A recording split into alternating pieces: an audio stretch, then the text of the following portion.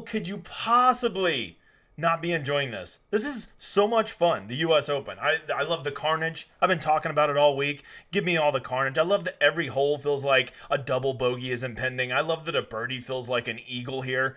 You just gotta love everything about it. I love people just imploding and going like 83 and just falling off the face of the earth. I love it. I love everything about it, and I am pumped. I've been pumped up all week. I'm especially pumped up for round 4 Showdown tomorrow, because me personally, I see a huge edge. I'm going to be chasing it hard. I'm not going to tell you who to play, but I'm going to tell you some thoughts I'm having, and you can go make your own damn picks and see what happens. For all of you that don't know, I am the Degenerate 75. I've been doing this for like a little over a month now, and things are going really well, and I appreciate all of you that are coming back and watching these videos over and over and over.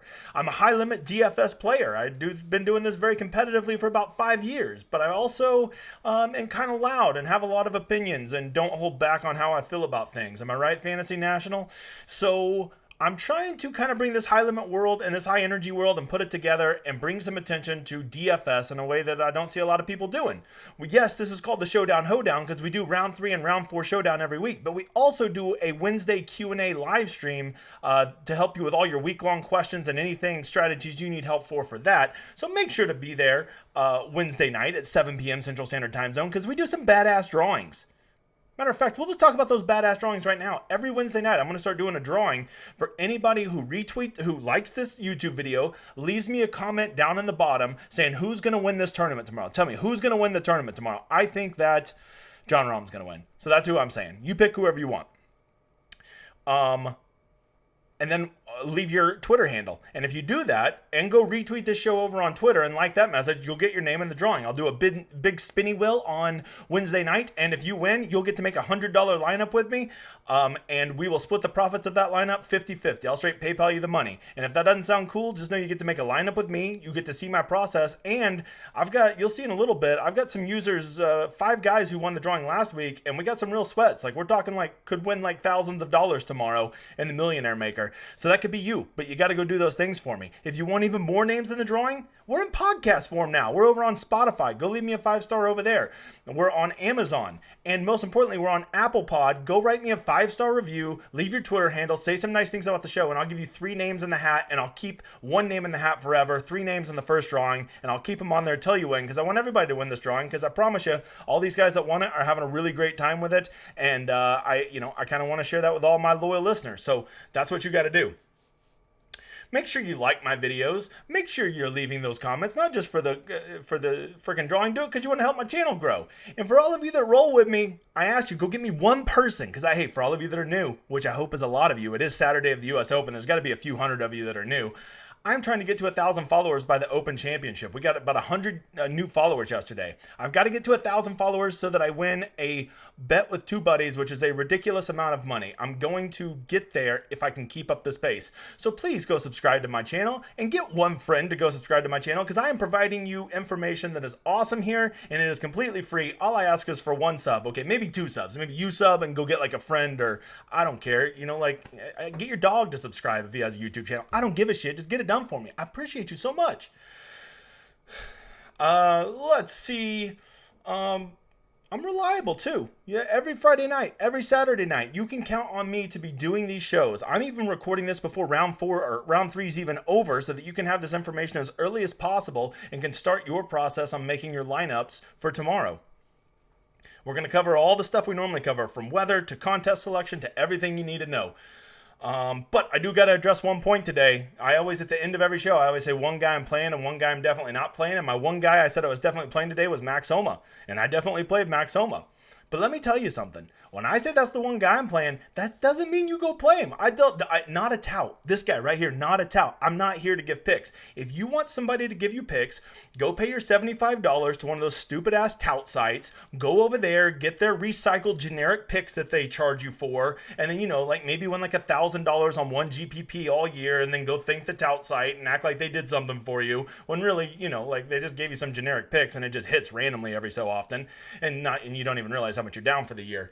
If that's what you want, I promise you this ain't the channel. What I'm doing here is I'm trying to take people who are new to the game, who've been in the game for a little bit, or people who are really trying to step up their level to do the process on their own. I'm teaching them my process that I have done, how I think through stuff, how I build lineups, how I select contests, how I look at stats, and then you make your own damn picks. If you want me to make your picks for you, I ain't gonna do it. Make your own damn picks. You're a grown-ass man, dog. And to like my 1.5% of you that are ladies, you're a grown-ass woman. Make your own picks.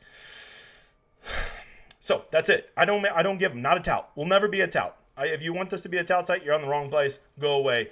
I'm trying to teach you how to fish. I'm not going to give you the damn fish. Okay, there you go. The number one reason I don't share my picks, for all of you that have kind of been watching me, I feel like you're probably smart enough to understand this now, is I play super aggressive. When I make a lineup every day, I'm thinking, I want this lineup to get first place in this GPP, or I want to come in dead fucking last. And so I don't mind playing guys that have huge blow-up potentials, and I don't mind making really risky plays if I think that it could create an edge that would help me win a GPP. I lose 75 to 80% of weeks that I play. I'm okay with that because the weeks that I win more than covers any losses and gives me a surplus. I don't think a lot of people could handle losing weeks like that, especially at the volume that I play. That's why I don't give picks, because I'm not going to be responsible for your money. Only you are responsible for your money and your picks and your contest selection. I ain't going to do it. I'm not going to do it. So there you go. That's it. That's my rant. I keep seeing a lot of you being like, man, my lineups are dead. Motherfather, lineups are never dead because we got Showdown here. It's the Showdown Hoedown every Saturday, Sunday. It's a brand new day, and so we're totally live. No matter how shitty your week-long lineups are. Did you play Sung JM, you donkey? You did, didn't you? So your lineups do suck. But don't worry, because tomorrow's a brand new day, and you can make brand new lineups, and you can go ship a GPP, especially if you're watching this. So shut up with that shit. Let's see. The drawing, we're going to do that drawing Wednesday. Make sure to get in there, like this video, leave a comment who's going to win tomorrow. Go over to Twitter, like and retweet the show that I'll put up. You do those things, you get your name in there, you'll win eventually, hopefully on Wednesday. Hopefully you're running better than my key guys did today at DFS. All right, let's get into this. How are my lineups doing? Well, let's go see. Let's go over here to DK. Oh, man, what the hell's happened? This was just like a minute ago. This was just $10,000, and now I just fell. I guess somebody fucking made it. Aaron Wise probably make another fucking triple bogey or something. So yeah, I'm doing okay. Yes, this is why you don't get too excited about how much it says it's currently winning, because yesterday that said 10,000. It actually said 10,000 just a minute ago. Now it says 5,600. We got some good lineups, some nice 6 of 6s. We got a lot of John Rahm. And if you really want to know how your lineups are doing, you're like, well, I can see that number currently winning, but that doesn't really mean shit. Let me tell you about the coolest website I know. It's called Cutsweats. You go over here to Cutsweats, and I'm sure some of you have seen. If you don't know, you can get half off your first month here using the promo code DEGEN75. DEGEN, DEGEN 75. That's all lowercase. And yes, it does show you the 6 of 6 percentages, but you can see that free on Twitter. That's just that's what it's kind of built around initially. But they show you so much other stuff, like how all your guys are doing. How many of them are your 6 of 6 lineups? You can go look and see what your 6 of 6 lineups are, but what's really cool is you can come over here and go look at all the different contests you're in and see how you're doing in those. Now, Nelson, the guy who runs it, couldn't get this updated today because, as I told you, round 3 is not even over yet. So these are still yesterday's projections. He runs the simulations 10,000 times after the 3rd and the 4th round to let you see how you're doing. So, like, let's take, for example, here in the $55 up and down contest, I did 29 lineups in that.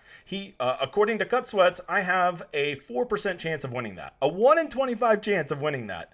You're like, well, how do you know that? Well, let's go click on it. Check this out. You go over here to simulated results. Simulated results, go put in my name, Modest75. That's not how you spell modest. And you can see I have 1, 2, 3, 4, 5 lineups. I think they're all still in the top 100. They're all 6 of 6s. And they all look like they have somewhere between, a 0.5% up to 2% chance of winning. So I have 5 bullets in there tomorrow to win 50K. So when you add all that up, he's saying this lineup right here is worth about $2,500. This one's worth $1,500, which is like the average of how much it makes. It may go get 100th place tomorrow. It might go win 50K for first. We'll have to see. But if you add up the total, I have a 4% chance of winning that contest. You can also see all your other contests you're in. If you go to the dashboard, go back over here to my contest. Let's go look at one that's really cool. The one that I'm doing with my listeners, right? So me and my listeners, I $100 ticket into the Millie Maker. I think last I looked, all 5 of them are in the money, and I'm going to split that money with them 50-50. So they have a chance to win some real money. I'd say 2 of them have a chance. Look, you can see the cash rate here, 99%, 98%, 91%. So they're all doing very well. One lineup I think is in the top 200. It wouldn't surprise me if it got, maybe a couple $1,000, which would be pretty badass for that guy to just get a couple $1,000 $5,000 for winning a drawing, right? So that's Cutsweats. DGen75, all lowercase. It has all kinds of cool shit. This is going to update in a little bit, and I bet my numbers will probably be even better because I got a lot of really good lineups in that $55 contest. So, maybe we'll ship 50 grand tomorrow. We'll have to see. Let's talk. For all of you that don't know, I won this Sunday Showdown 2 years ago. Where's the lineup? Right here. I hope you can see that okay there. For all of you that can't, it had Dustin Johnson, Bryson, Harris English, Sungjae M, EVR, and Will Zalatoris. Now, a couple things to take away from this lineup, because I want you to understand what you're going to have to do to win tomorrow.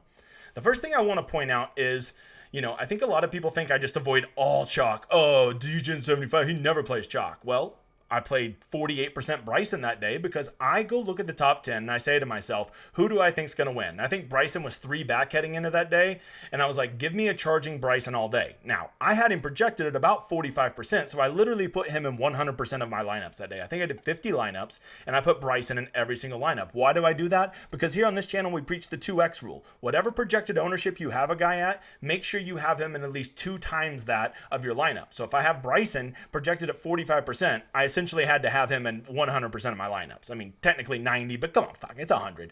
So I just put Bryson in every single lineup. I just locked him in. If I was going to play somebody that chalky, I was going to make sure I had leverage on him.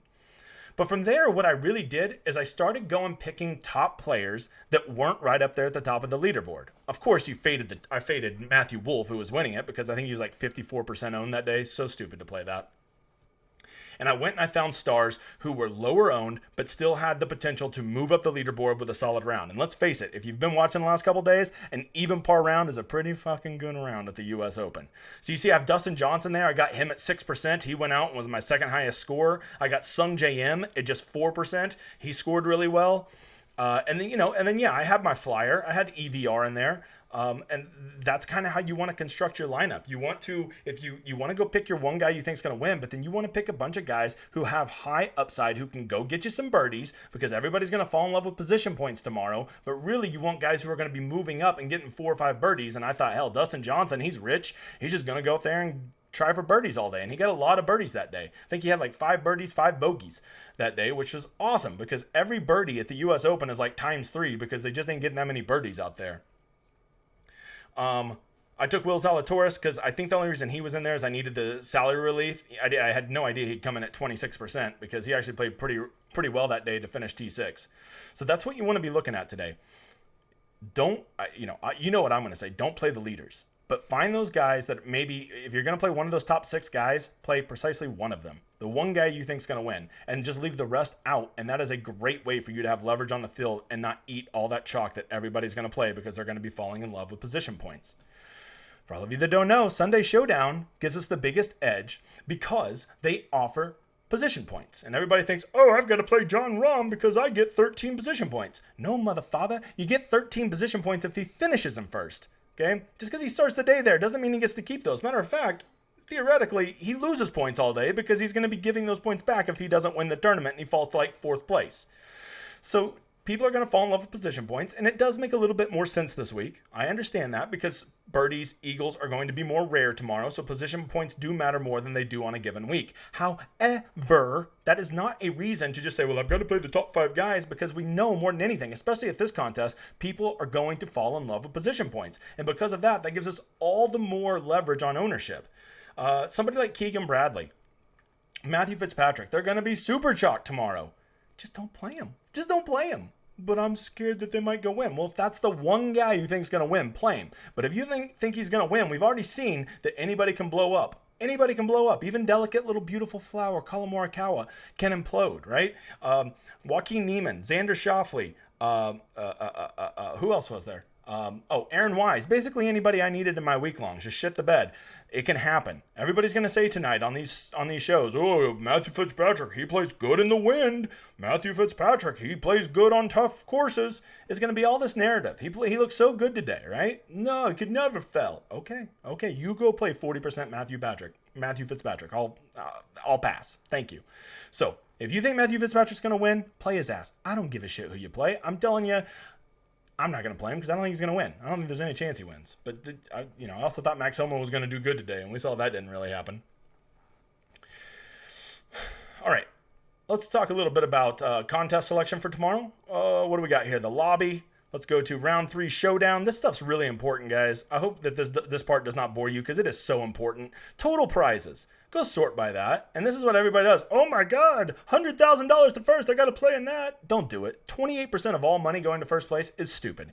As I tell you every time, if you're going to play in a tournament like this, you need to be rich, or you need to be willing to play at least 25 lineups in it, which they're $20 a piece. So you need to do at least $500. Why 25? Because all the big dogs are going to enter 150. And if you want to have any chance to compete against them, you have to have at least enough lineups where you can mix and match your player pool. If you're doing 25 lineups, I would say do a player pool of 15 to 17 guys and mix and match those guys and hope you hit the right combination. Whatever you do, don't play 25 lineups and play 35 guys, because then you're just fucking playing scratch off tickets at the 7-Eleven and you ain't going to hit anything. And if you do, it'll just be luck. This $600 contest, I got really excited when I first saw it, but same thing, $100,000 to first. Come on, man. 33% of all the money going there. Get the fuck out of here. All right, where should you spend your money?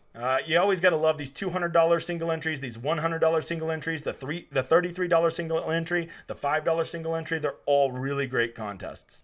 But here we are again. If you're one of those guys that wants to play 20 or 30 lineups and have a chance to win real money, check out this $10 resurgence. $70,000 prize pool, $20,000 to first. That's a little high. Let's not lie. That's 28.3% going to first. But it is only 8,000 people in it. They do only cost $10. So if you want to be a degenerate and put in a bunch of lineups, that would probably be a good one. It's still a very terrible payout structure, and I would not encourage that. I would stick to more single entries. And if you really want to play a whole bunch of lineups, go look at the 20 maxes and stuff like that. That's what you want to be focused on. On this note, I want to take a second to talk about this. What kind of players should you be targeting tomorrow? When you're playing in a contest with 20,000 people, like the main $20, who should be in your player pool? You have to be open to anybody. And I'm talking guys who are in dead fucking last right now. You got to be open to playing them in your lineup. Now, if you're playing in a single entry with just 100 people, you probably don't need to go check out, let's see, who's somebody who's way down here. You probably shouldn't be giving a lot of thought to Brandon Matthews if you're just playing in something with 100 people. You should probably have that cutoff line be somewhere around like the T40 range, probably nothing under that, right?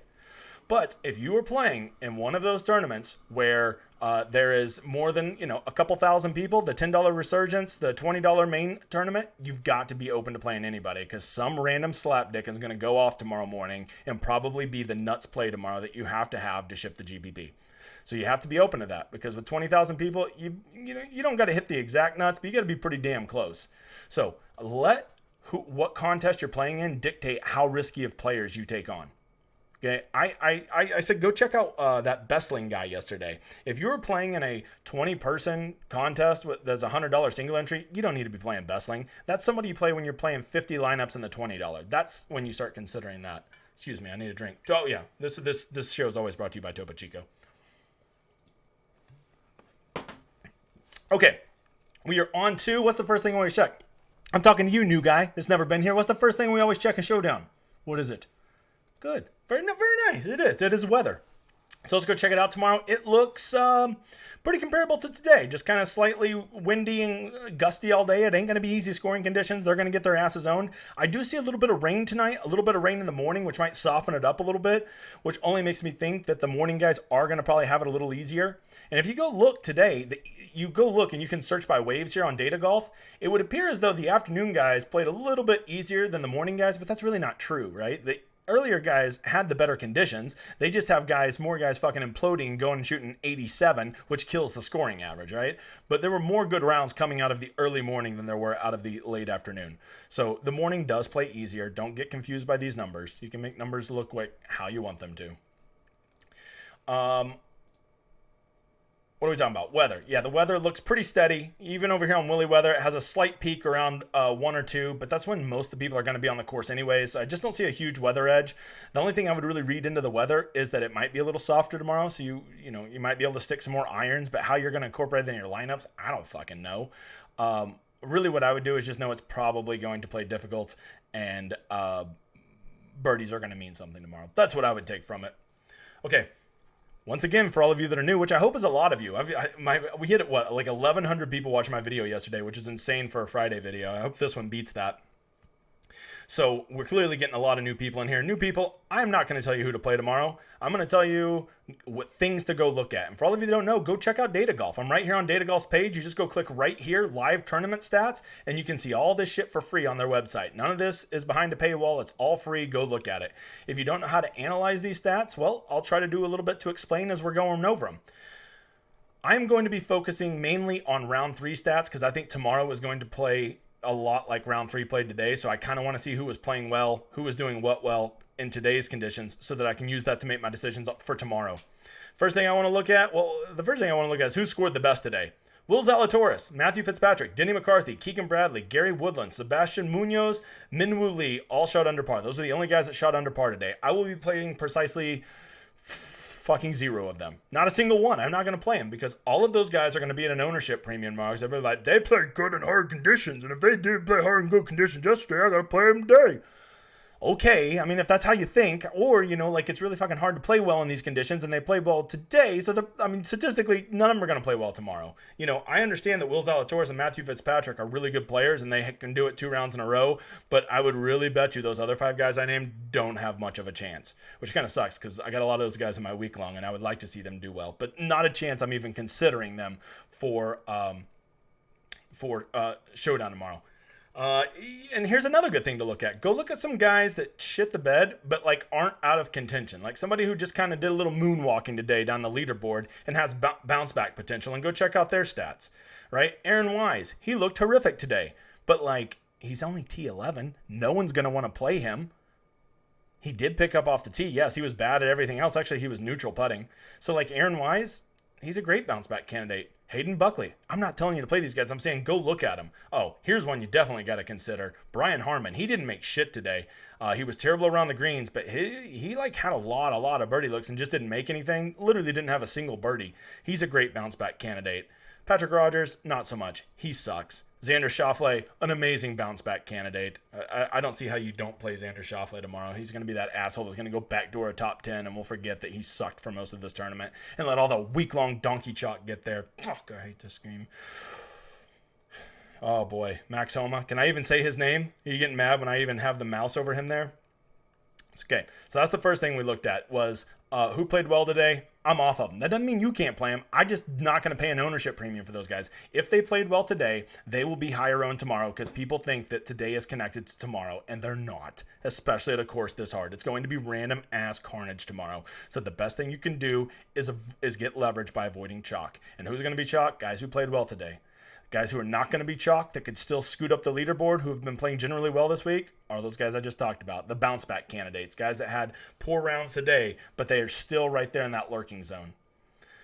When I go look at this, the next thing I look at is who are these guys in the top 10 that I think are going to win? You got, really to me, it starts at T7. T7 is kind of a different category, but T4 and up. So that's Keegan, Hadwin, Scheffler, Rahm, Zalatoris, Fitz. What the fuck? Did Rahm double 18? Ha! No wonder why my money fell. Okay, that explains why I went from 10 grand to 5 grand right before we went on the air. Okay, that actually makes me like John Rahm a lot more now. I was actually going to say don't play John Rahm. So, Matthew Fitzpatrick, Zalatoris, Rahm, Scheffler, Hadwin, Bradley. That's our guys that are the top 6. Play one of those guys. Only one. I'm telling you, play only one. Because if you start playing 2 of those guys, you don't want to eat that much chalk. They're all going to be super owned because the other sites tonight are going to be like, you got to play the guys who get position points because there's not going to be any birdies tomorrow. Okay, and now you're going to go play 30% owned Adam Hadwin? You're going to go play 28% owned Keegan Bradley? Get the fuck out of here. I mean, if that's what you want to do, go ahead. But that's not for me. I'm playing to win a GPP. I'm also playing in the $20, where I'll probably put 50 or 100 lineups in that. So I've got to be more aggressive. If you're just playing the $100 single entry, okay, then maybe you can get away with playing 2 of them because you only got to beat a couple hundred people in that. I got to go beat 20,000 people. So I'm going to avoid all this donkey chalk up here. So let the contest selection you're in determine what kind of aggressive plays you want to make. You probably don't want to be as aggressive as me unless you're doing a whole bunch in that $20 or a whole bunch in that $10 resurgence. So remember that. You got to take everything I'm saying through that prism, right? Yeah, all right. So I pick one of those guys. But where it really starts for me is T7 and below. All the guys that I think are just checking every box I want, guys that are going to be chasing, guys that didn't exactly have their A game today, and guys who can get silly hot going into a final round. Well, they're all just starting right here. Who am I definitely playing tomorrow? You know who I'm playing. I have a very weird relationship with this guy, for all of you who don't know. His name's Rory McIlroy. He's starting to remind me of like 2017 Jordan Spieth, where like if it's a 4-foot birdie putt, he'll never make it. But if it's a 28-foot par putt, it's in the fucking cup every time. Rory McIlroy, he is the one guy I'm definitely playing tomorrow. Okay, I'm going to cheat. There's 2 guys I'm playing tomorrow. Him and Scotty Scheffler are the 2 guys I am definitely playing tomorrow. Scotty Scheffler, he's going to win. I just really think he's going to win. So if I think he's going to win, and I want to play Rory for 2 reasons. 1, I want to mush him. And 2, I know his dumb ass is going to rally and shoot a 3-under tomorrow and probably get T2nd. And everybody's going to forget that Rory basically sucked this entire tournament. And they're going to keep talking about how good he is at majors because he got T2nd. They're not going to remember he just backdoored it Sunday like he always does. Sam Burns, my God, what a play. You got to love some Sam Burns. Nick Hardy is a great bounce back candidate. He's still right there. I think because he played poorly today, he won't be too chalky. Aaron Wise, bounce back candidate. Hayden Buckley, bounce back candidate. But then we start getting into some tricky plays, like Seamus Power. He's just sitting there at 11th, so he's not in the top 10, which will have some people off his radar. He was smoking hot today with his irons, and he putted well. He has almost everything you want. I think he'll be a little bit off people's radars. He is approaching well, he is putting well, and most importantly, he has that upside to easily get those top 5 placement points. If he goes and shoots a 2-under tomorrow, he'll almost certainly backdoor a top 5.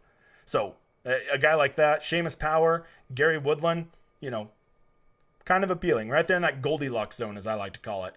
Denny McCarthy, if you play Denny, just like I told you yesterday, don't play Brooks Koepka, don't play Denny McCarthy tomorrow.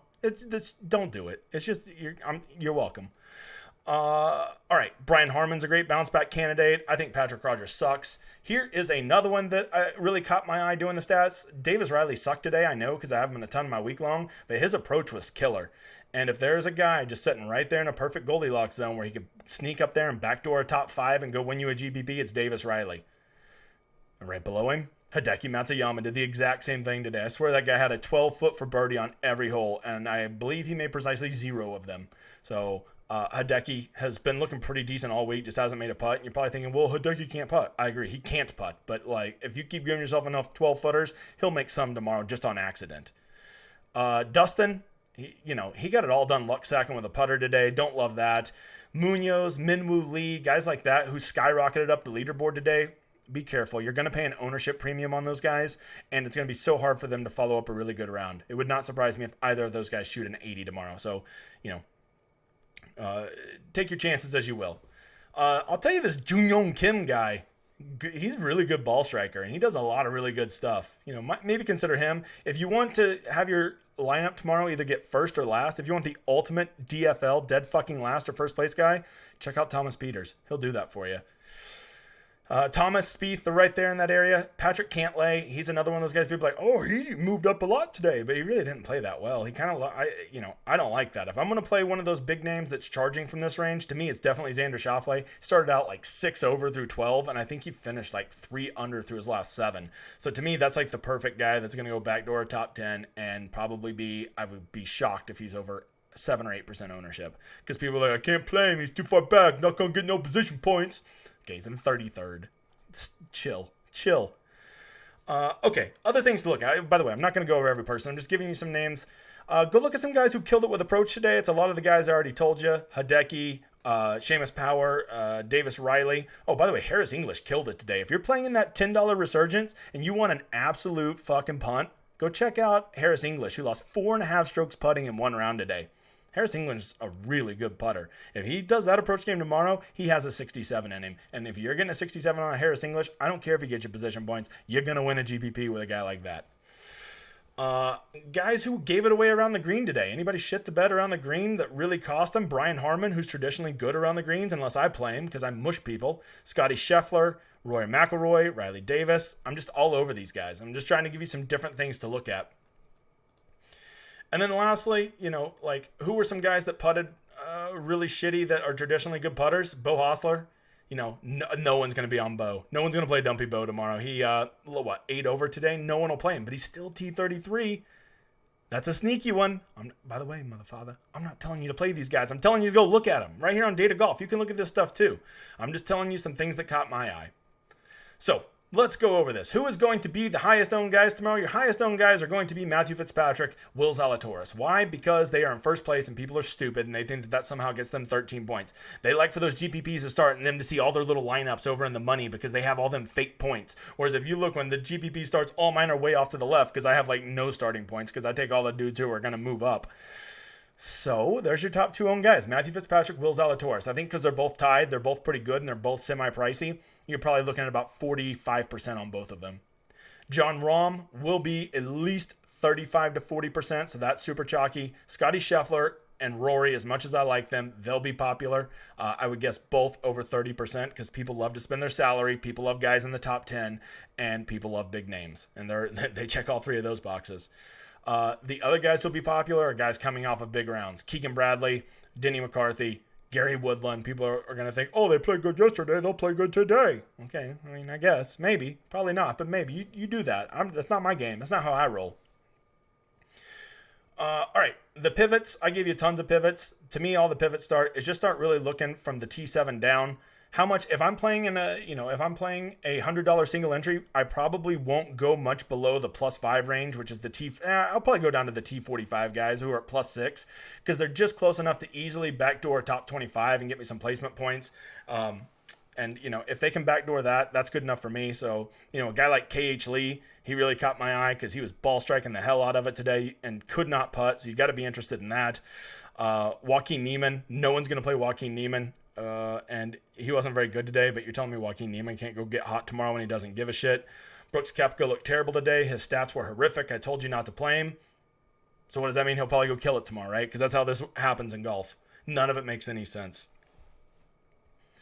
All right, so my pivots are going to kind of come in that Goldilocks zone, T11 through that T45, T49 range. That's where I'm going to make my pivots. Instead of playing Keegan Bradley and Matthew Fitzpatrick, Will Zalatoris, Adam Hadwin, guys like that, I'm going to go play guys like Seamus Power, Hideki Matsuyama, Davis Riley, guys like that, who will have a little bit of ownership, but probably be at a super discounted rate compared to those other guys in the top 10. That's how I'm doing it. I don't give a shit who you play. You pick your own picks. I'm trying to teach you how to do this the right way.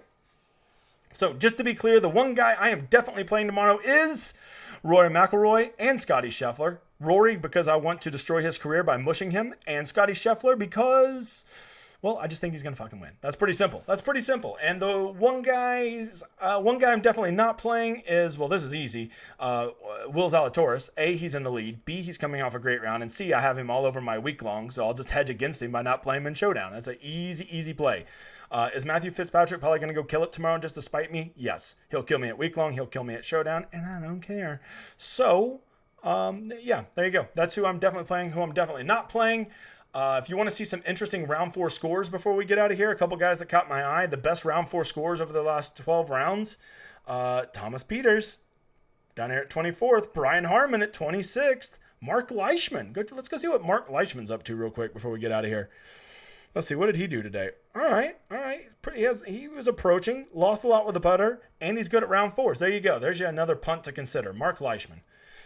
Any other round 4 scores that were surprising? Hideki, number 5. I don't know, maybe.